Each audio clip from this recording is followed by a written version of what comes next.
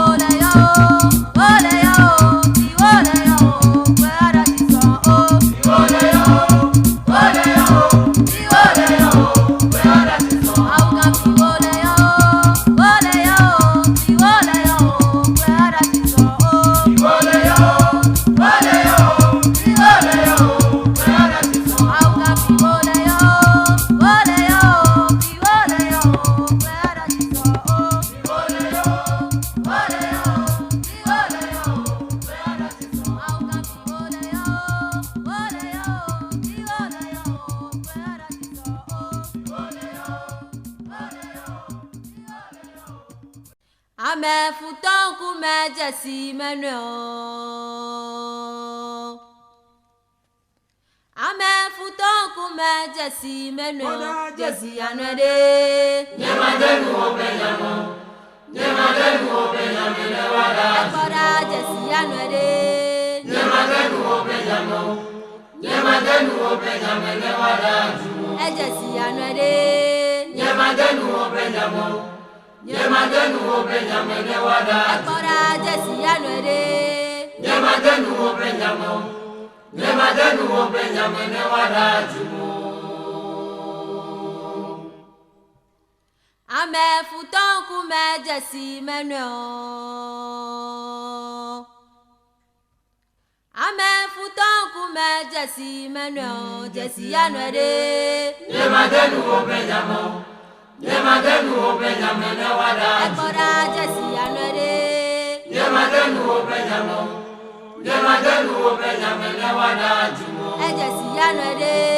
Nyemadenu obenyamo. Nyemadenu obenyamo newada jumo. Ekora jesi anwede. Nyemadenu obenyamo.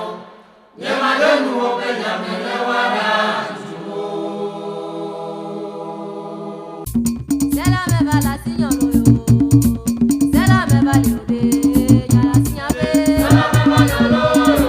Sinyere. Sela me balolo. Nyala sinyabe. Sela me balolo. Sinyere. Sela me balolo. Sela me bala sinyolo yo. Sela me bali ode. Nyala sinyere. Sela me balolo. Sinyabe. Sela me balolo. Sinyelo. Sela me balolo. Sinyere. Sela me balolo. Sinyabe. Sela me balolo. Sinyere. Sela me balolo.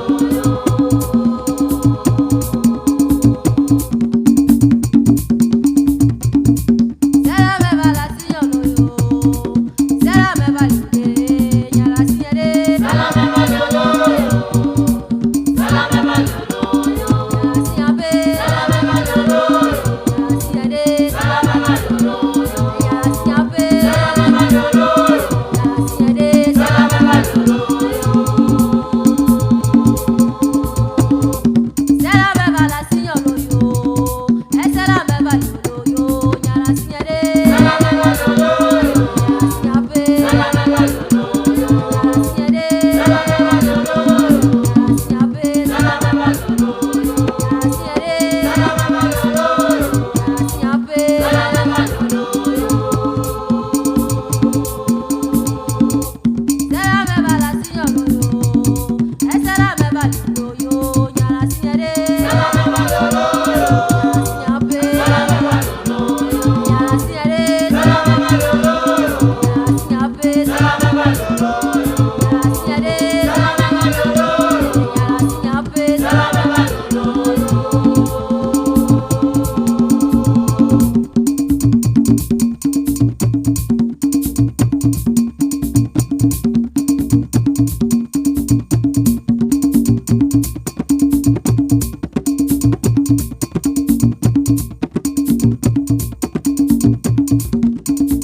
Manowa, manowa,